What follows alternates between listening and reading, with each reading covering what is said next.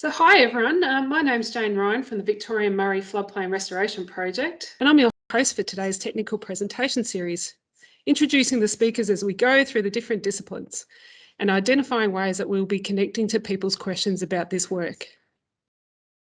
To begin with, I'd like to acknowledge the traditional owners of the Murray River floodplains and pay my respects for their elders past and present. I recognise their enduring and ongoing relationship and the importance of their care for culture on this country. I myself am coming to you on the country of the First Peoples of the Millewa Mallee, and I pay my respects to their elders in particular.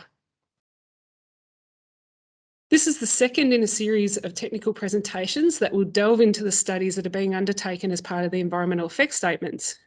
We have one other presentation if you're interested in these other topics, and they will be uploaded to our website with opportunities for you to ask any questions that you have about this work. In this session, you will have the opportunity to hear from the project about the overall process that is currently being undertaken, and then from the specialists themselves who have responsibility for a range of biodiversity issues. But firstly, in case you were wondering why we need to do this project in the first place, since the start of the last century, the river system and its floodplains have been altered to supply water to regional communities for drinking water, irrigation water, and to manage flood risk. This has meant the aquatic life on the floodplain has had changed watering patterns, and many parts of the floodplain have been disconnected from the river. While parts of the floodplain still get a drink, as you can see in this cross-section, there are important flood-dependent plants that live in the middle and edges of the floodplain that aren't currently being inundated. Our project aims to provide parts of the flooding patterns that they need to thrive. We've committed to these 9 ecologically significant places, but just to be clear, there will be benefits across the landscape in between these specific sites as we target the delivery of environmental water into the Murray floodplain. So how do we know it will work? Well, we've been watering floodplains with pumps and regulators since the millennium drought. These photos at Hattah from Parks Victoria show the condition of the trees and the understory the change can really be remarkable. As you can see, while this process of developing these projects has been long, we are currently in the regulatory approvals phase, which will also be ongoing into next year. So we'll start by passing over to James David from the project team to talk more specifically about what this regulatory process actually entails. Thanks, Jane.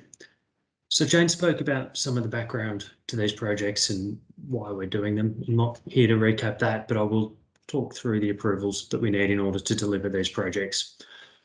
All 9 projects are subject to comprehensive environmental assessment and approvals processes, through which we're not only identifying and assessing the potential impacts of the projects, but also the anticipated benefits that these projects will deliver. Through these assessments, the identification of impacts will help us drive the design and construction methods to continuously try and avoid and minimise impacts within the parks.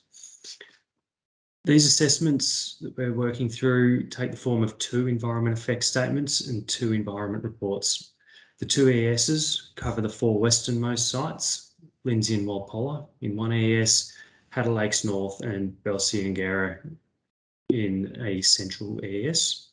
The 2 environment reports cover Nye, Vinifera and Burra in one, and Gunbower and Guttram Benwell in the other. Each of these assessments comprise a number of specialist studies, all of them addressing the matters set out in the scoping requirements which have been published on the DELT website by the Minister for Planning. And they cover a diverse range of topics, allowing for an integrated assessment of the potential impacts and benefits of each project against the project objectives and the evaluation objectives set out in those scoping requirements. Thanks, Kate. Each study has their own methodology relevant to the discipline and the matters being assessed, but generally each comprises desktop assessment, comprising a review of existing information, databases, reports, maps, etc.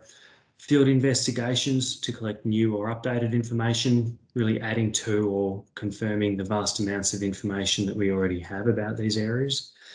In a couple of cases, not all, some modelling is required. There is a lot of consultation informing these assessments with those who know the land best, traditional owners, Parks Victoria, catchment management authorities, but also the community groups and businesses, and monitoring. In some cases, monitoring is required, and that's undertaken as part of the field investigations. We've got here a mud map of the process that we're working through with these assessments. We're firmly down the left-hand side at the moment in the preparation phase. The purposes of, no, back a slide, sorry. The purposes of the ES and EARs is to ensure that ultimately the decisions made as to whether or not to grant the approvals for the projects are based on these comprehensive assessments of the potential effects, ensuring that the decision makers are fully aware of the implications of their decision. Hence the statutory process that follows the preparation of documentation. And you can see here that includes a period of public exhibition. All documents we prepare through this will be publicly exhibited, and community and stakeholders alike will be invited to make a submission on the assessments or the approvals documentation that's exhibited or any other aspect of the project.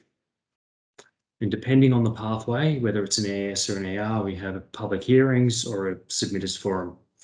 During this phase, an independent panel will consider the documentation that we've prepared, all our assessments, our mitigation measures, and any submissions received from the community. They'll put their recommendations to the Minister for Planning, who will then in turn make recommendations to the decision makers on the project. We need a number of approvals in hand before we can start work. I have some of those shown here. Certainly don't pretend we've captured all of them. There's also a number of approvals that we can collect or need to apply for and collect through the construction phase.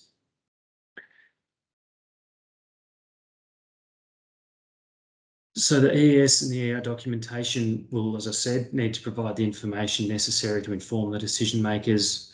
The relevant supporting statutory documentation to support the approvals will also need to be exhibited. Two of the key approvals: Planning Scheme Amendment under the Planning and Environment Act Victoria, and the Commonwealth Environmental Approval under the EPBC Act. I'm just going to focus on the Planning Scheme Amendment for a moment. What we're seeking to do here is ask the Minister for Planning to amend the relevant planning schemes to consolidate the requirements that would ordinarily apply, such as a multitude of planning permits, with a view to streamlining the approvals required under that legislation. We do that through what's called an incorporated document that includes a series of conditions that we need to meet in lieu of that multitude of planning permits.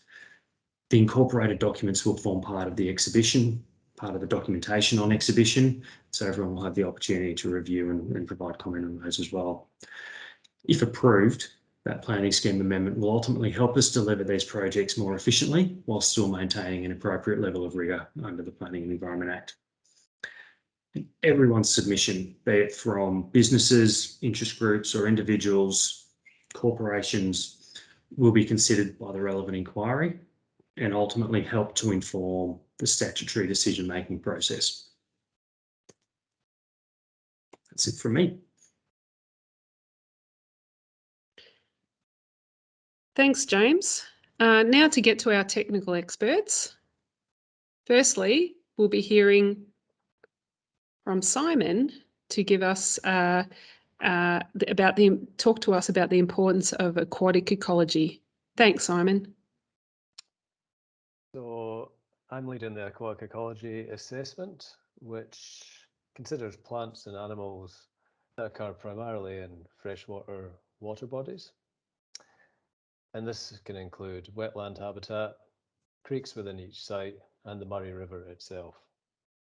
And looking at that, we take key values into consideration. And these could be fish, turtles, platypus, and the habitat that they rely on, which includes physical habitat and water quality. And why is this important? Well, aquatic ecosystems are important for their intrinsic biodiversity value, but also for cultural and recreational purposes. So our assessment, as James mentioned, includes looking at existing conditions, and this includes looking at analysis of existing monitoring data, collection of additional survey data, which can include aquatic habitat assessment, collection of environmental DNA to tell what's been living in the water, and fish trapping. And then we go on to assess the effects of the project, and this includes reviewing project construction methods and then reviewing project operating plans. So we have an idea of what's going to happen or what's likely to happen during construction and operation of the projects. And then inclusion of mitigation measures are added to our report, our assessment, to allow for the protection of aquatic ecosystem values. So as mentioned, under existing conditions, the floodplains are not inundated as often as they naturally would have. And what this means is obviously less opportunities for fish and other fauna to use floodplain wetlands for breeding and feeding purposes. And I guess under existing conditions, there's a number of threats that exist on the some of the sites. These can include barriers to fish passage. So the project in its design is looking to reduce the impact on fish passage at certain points, thus providing benefits from that.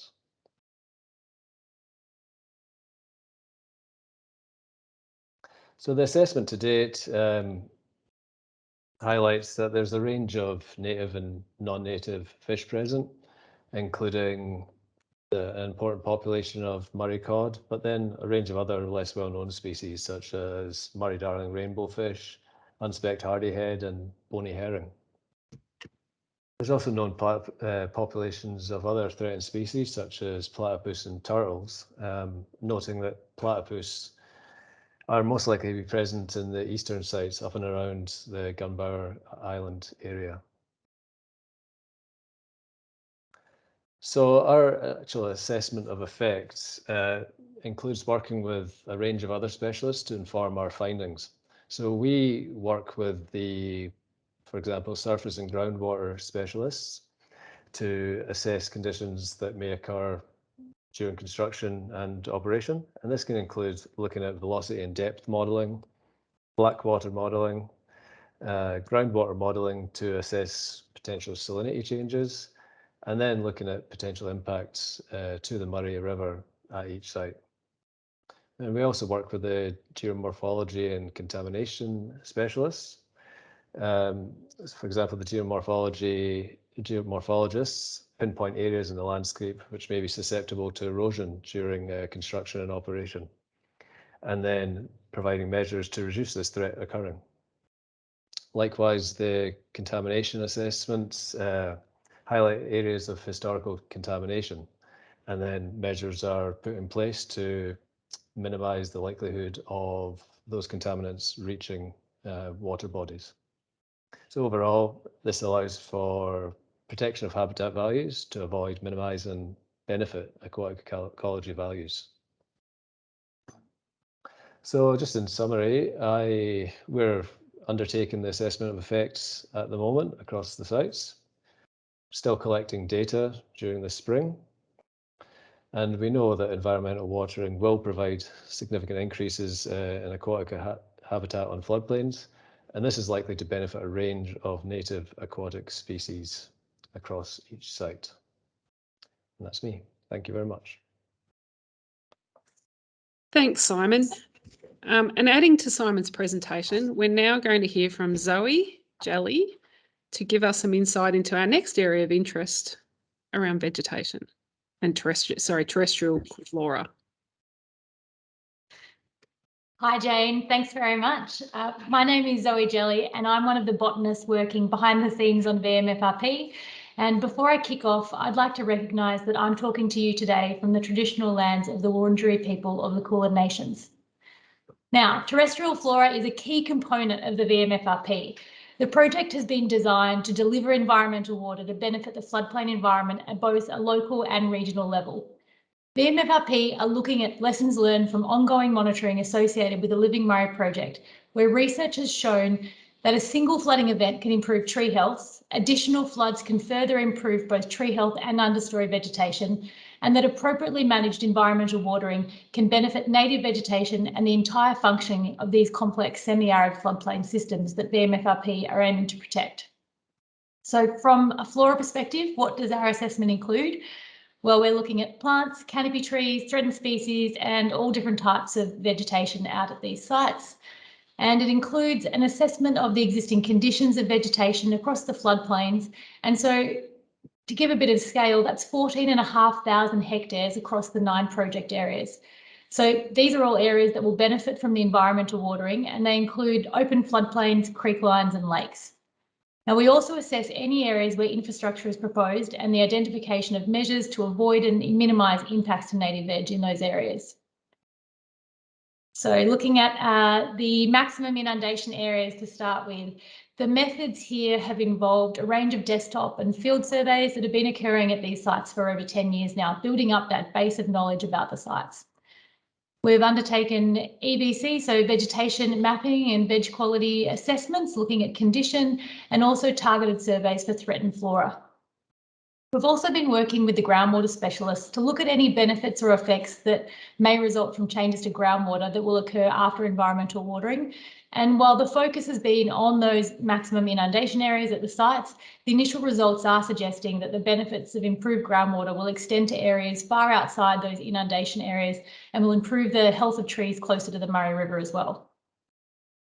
Our approach with these assessments has been to both document the existing conditions and then also assess the potential benefits for native veg and threatened species. So this is looking at halting the current rate of decline in the current ecosystem function that's evident across the sites, looking at the potential for the condition of native veg to improve over time as a direct result of environmental watering, and also the increased recruitment of eucalypts and canopy species to replace that overall tree cover at these sites, and looking at the benefits to threatened species through increasing the condition and availability of suitable habitat across the floodplains. And then we also identify any residual effects. So again, to give you a bit of understanding of the scale of the sites, this map here is an example of a Belsa Youngera. So the floodplain at this site, which will receive environmental watering, is over 2,300 hectares. So this particular map shows the water regime class mapping, which is developed to help identify the different watering requirements of different parts of the floodplain, and it's based on the native vegetation contained in the different areas. And then the next slide here will give you a pretty simplistic overview of how we expect some of the lagoon and lakebed environments to respond to environmental watering. So on the left, there's a picture of a lakebed out at Lindsay Island, and you can see there it's pretty dry and there's not much happening. And then a photo from Walpolla a few weeks ago where there's receding floodwaters and the high cover of native veg and forbs that come in after the environmental watering recedes there.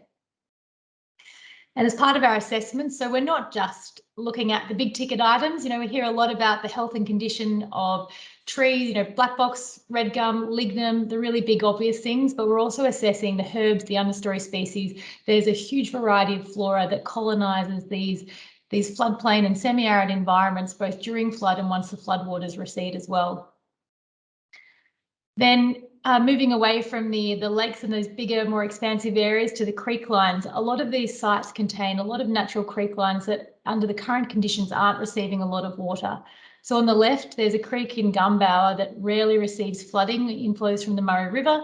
And the second shows Cameron Creek. Now, when Cameron's Creek contains water, not only is it providing improved habitat for aquatic flora, but also for habitat for frogs and small-bodied fish as well. And then looking at the operating scenarios. So the operating scenarios for each site are unique and have been designed to return the systems to a more natural flood regime, where depth and duration of flooding will enhance the extent and condition of habitat for threatened species. There's a couple of examples here from 2 of our eastern sites, Guttram Benwell and Gumbower, where you're further away from those more semi-arid regions and the habitat might look superficially a bit more green, but the floodplains are being similarly stressed through altered flow regimes. So Amphibromus fluitans, that picture in the middle, it's a perennial swamp-loving EPBC listed flora species, so that means it's federally listed. And that's one of the species that's going to respond really well to the proposed watering at these eastern sites. Moving on to the area of investigation. So these are the areas where there could be proposed infrastructure to enable this environmental watering. So the methods here are, desktop assessments. Again, these have been happening for over 10 years. Veg mapping, veg condition assessments, targeted surveys for listed flora have been occurring over a number of years. And those surveys include specific targeted surveys for federally and state listed threatened flora species and communities. There's also been arborist assessments of both large and small canopy trees throughout these areas. So the approach here, again, document existing conditions, understanding the known or potential values in these areas, and then identifying those key residual effects that might result, but with a real focus here on looking at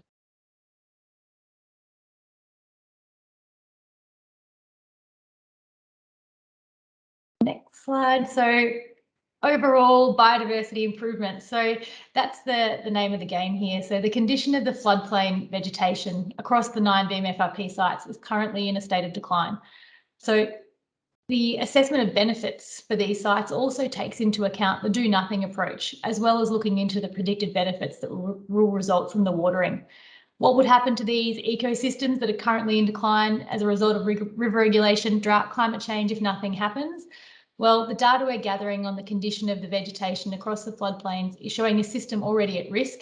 And if nothing changes, there'll be further declines in the health and condition of canopy species, such as the black box and river red gum. And we'll also see further degradation and losses of habitat for threatened species and reduced diversity and ecosystem functioning across the floodplains, as well as the potential terrestrialisation of these floodplain areas. So the first benefit here from the environmental watering is a halt in that decline of the condition of these areas. Then there's the more quantifiable benefits that have been assessed as a result of a range of specialist studies to feed into the net gain approach for the projects, showing that the biodiversity losses due to the native veg removal will be outweighed by the expected improvements to biodiversity due to the work.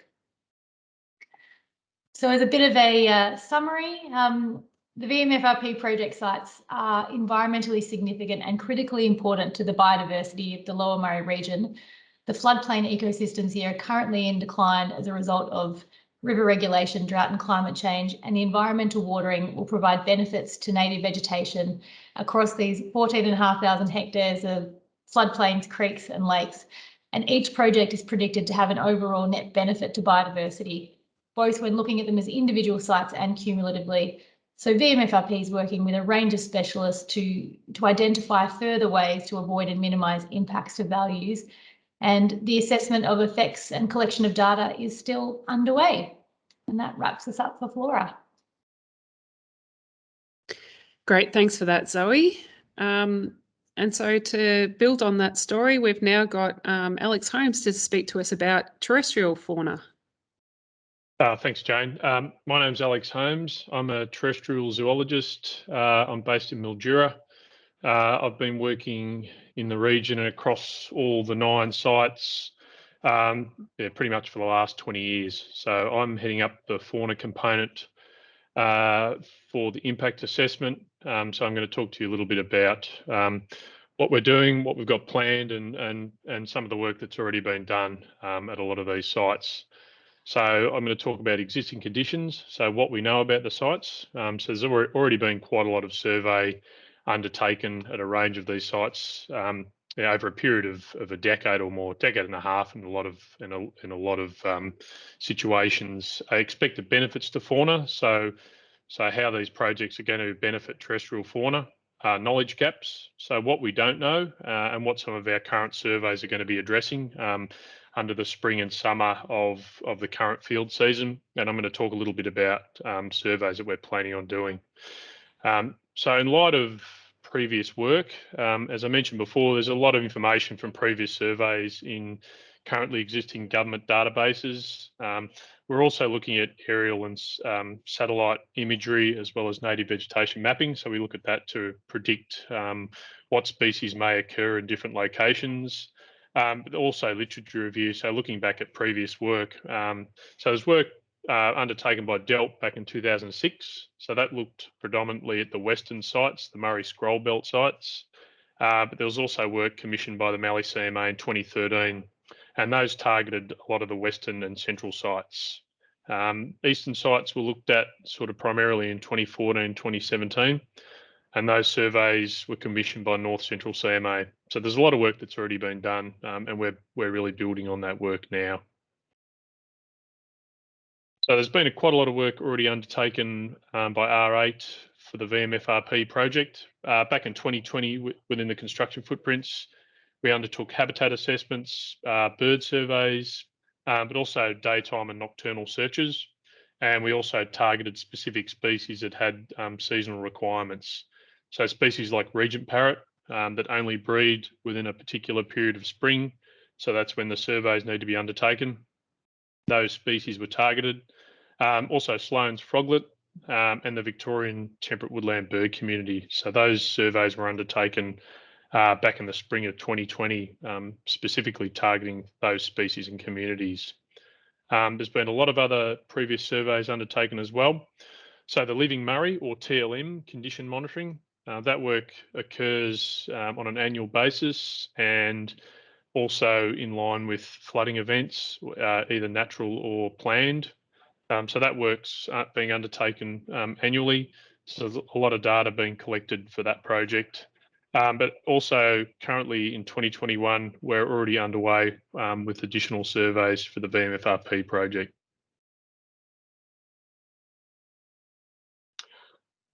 So there's a suite of species that we are targeting. So there's a range of terrestrial fauna species that are listed at the federal level. So they're listed under the Environment Protection and Biodiversity Conservation Act, or EPBC Act.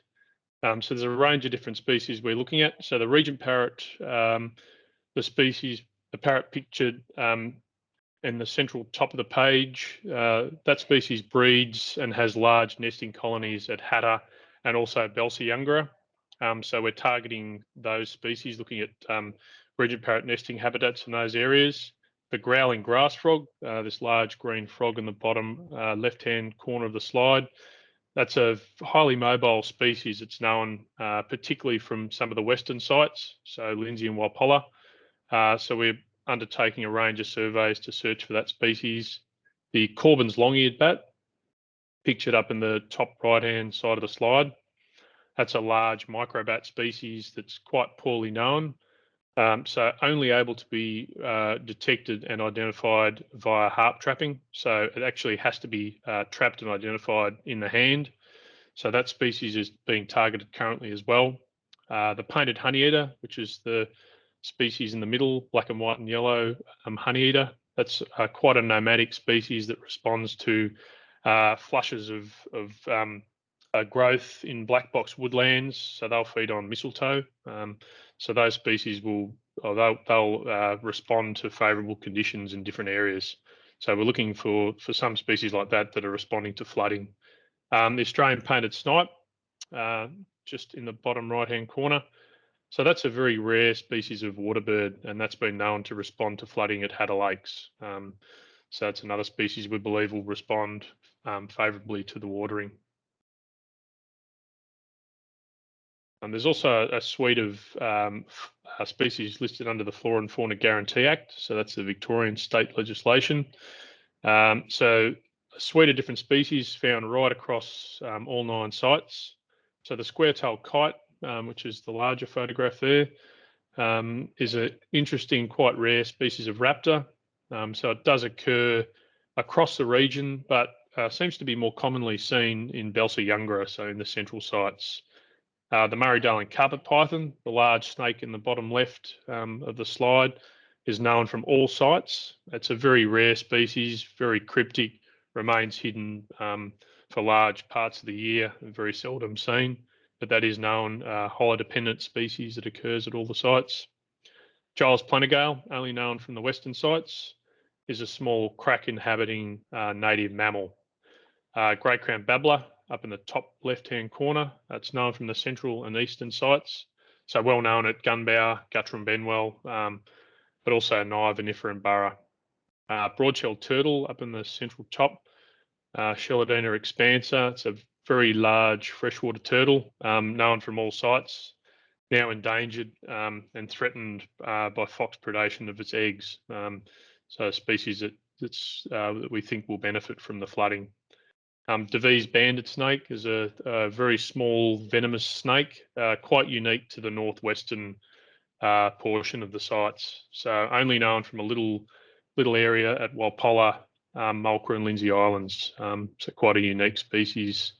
Also thought to we do think will benefit from the flooding because they are a frog-eating snake. So we think with additional inundation events, the frogs will benefit from that newly created habitat.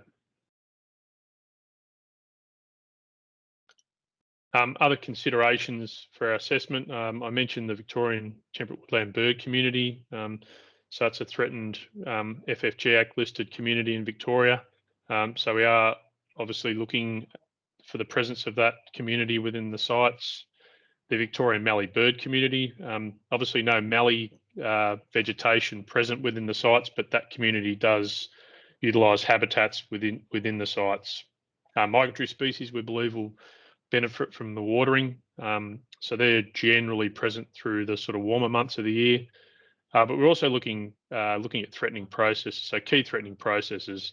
So obviously concerned about things like pest animals responding to watering and what sort of management measures we might need to put in place to manage any increases in pest species. As Zoe mentioned before, there's various operating scenarios proposed for the sites, and they're designed to mimic, I guess, previously documented natural conditions. So they range from anything from low flow scenarios where channels and wetlands are engaged right through to maximum levels. And those types of events are very seldom seen within the systems currently due to river regulation and climate change scenarios.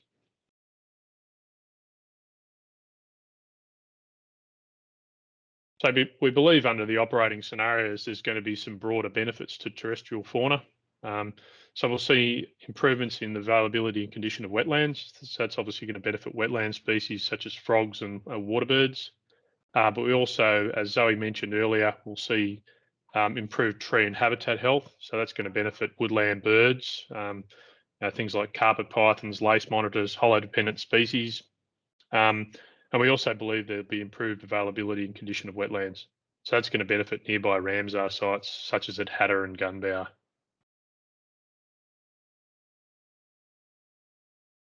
So as far as addressing knowledge gaps, as I mentioned earlier, so we're currently undertaking surveys. We're halfway through our field program at the moment. So we're looking at identifying those knowledge gaps and looking for presence and absence of threatened ground-dwelling reptiles and mammals. But we're also looking at filling in gaps for species like Regent Parrot, where we've undertaken previous surveys, but we're looking at getting another round of surveys for that species in this spring. Species like Corbyn's long-eared bat that I mentioned before can only be identified by actually trapping that species. Broad and detailed bat trapping exercises don't occur too often, so this is a good opportunity to search for that species. And we're also looking at broader long-term benefits. So there is some, I guess, happening in partnership. There's some monitoring of, there's the MER project happening concurrently. So there's some baseline condition monitoring data being collected now at all of these sites before the watering occurs. So as far as the terrestrial fauna survey goes, at each of the sites we are currently and also planning to roll out a range of different methods. So funnel trapping, so they're a sort of almost like a Yabby Opera House type arrangement, very good for trapping small reptiles, frogs and snakes. Harp trapping, as I mentioned before, for bats, but we can also record their ultrasonic calls using a little Anabat call recorder. Elliott trapping, which is like a little aluminium box trap that we use for trapping small mammals. Remote cameras, which we set up and set up like a bait to attract animals to the camera. Bird surveys. We actively search for animals during the day and at night using a head torch. Some animals will respond to their calls, so we can actually elicit a response from species like barking owl, which is a threatened owl, if we play their call, sometimes they'll respond. So that's another method we use to do survey. But we're also looking for things like tracks and other incidental signs that a particular species might be present. And I mentioned earlier some of those federally listed species listed under the EPBC Act, like the growling grass frog and the Corbin's long-eared bat. We've got specific methods that are in guidelines at the federal level that we have to address.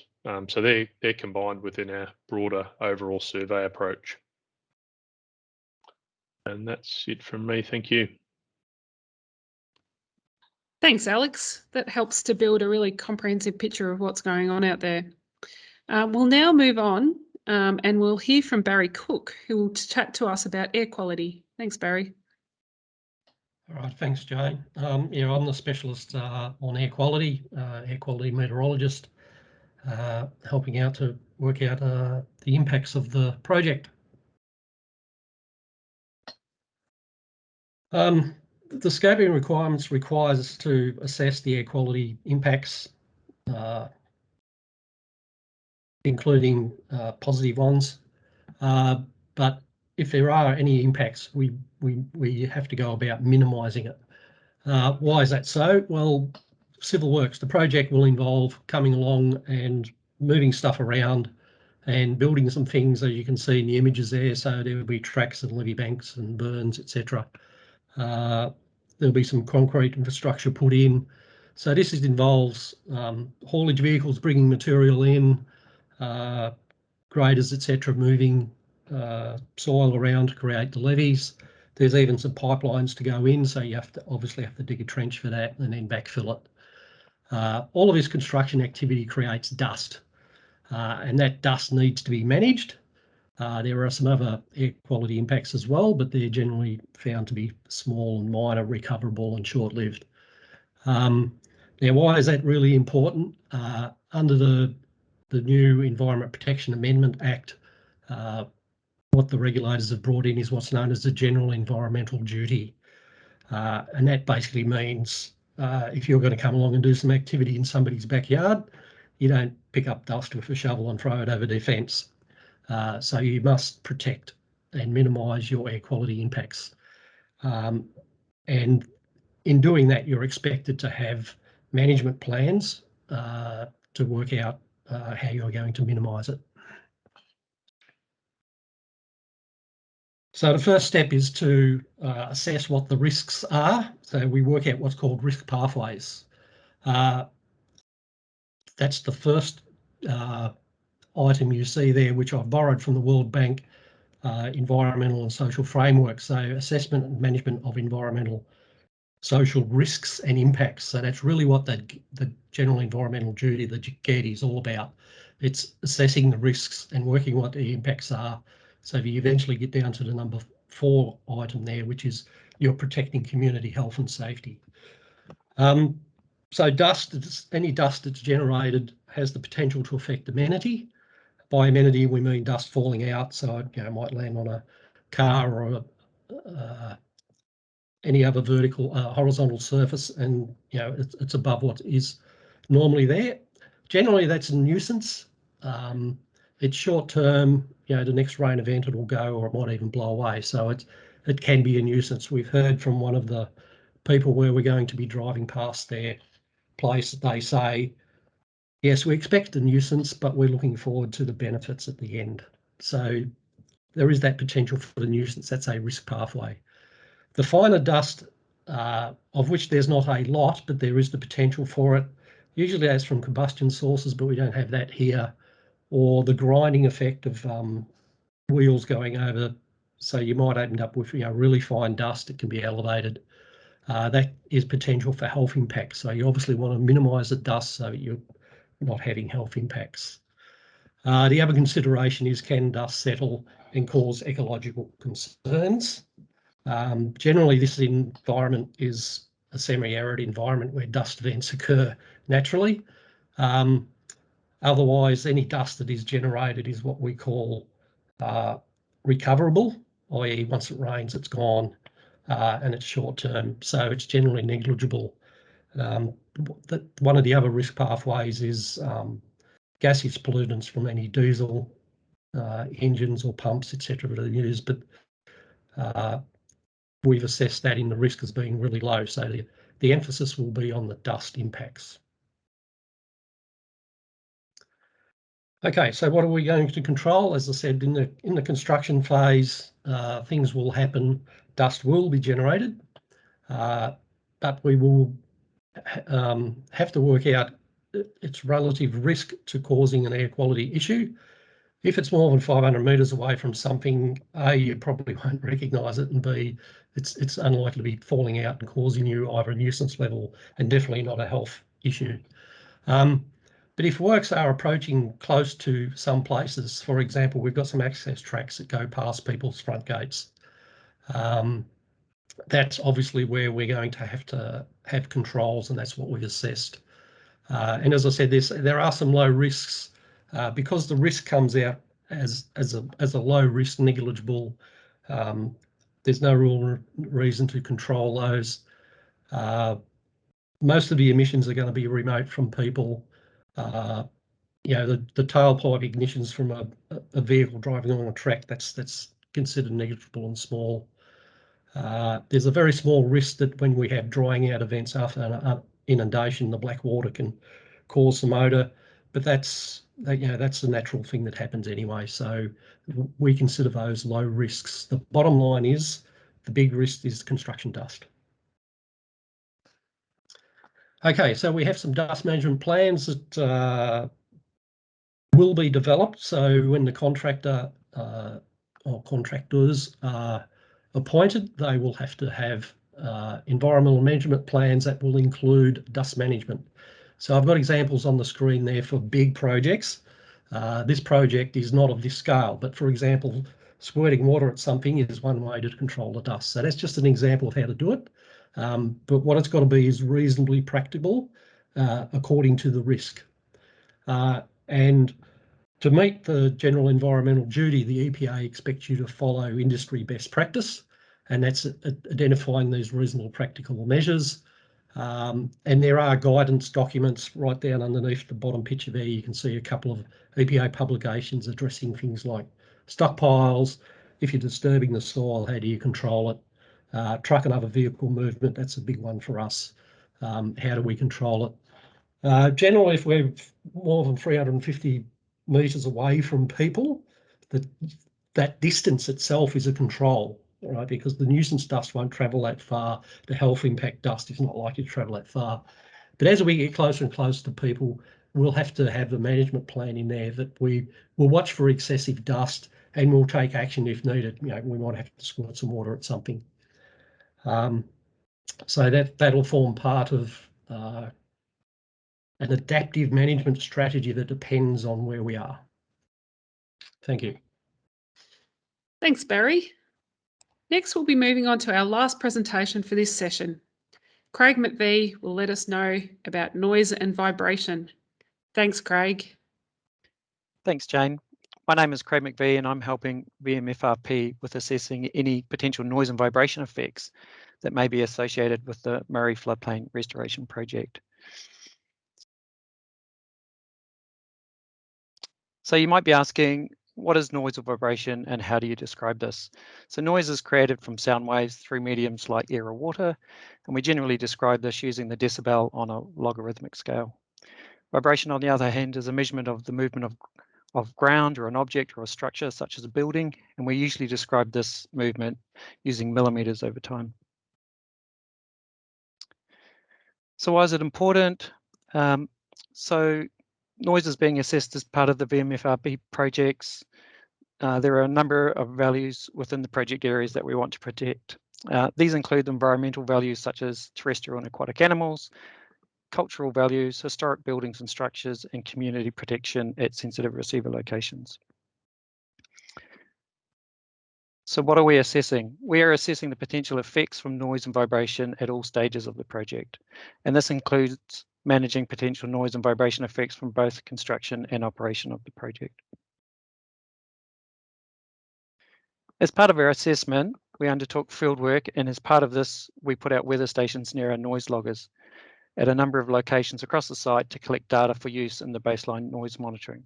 We do this to help us process data according to state guidelines and also to help us understand weather conditions during our monitoring.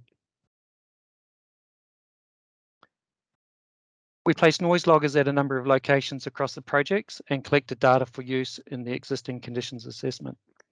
This data is also used to help define the noise criteria to be used during construction and also the subsequent operation of the projects in accordance with state guidelines.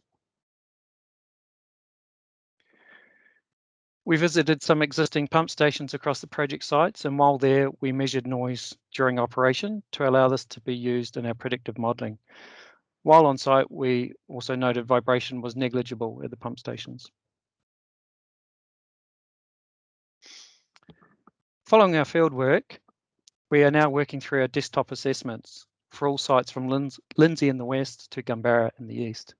This includes construction in which we are reviewing sensitive receiver locations, we're determining criteria using construction guidelines and baseline monitoring, reviewing the construction equipment and staging across the sites, recommending mitigation strategies and using our predictive modelling as part of this with consideration to the key values such as the environmental, community, cultural and historical effects.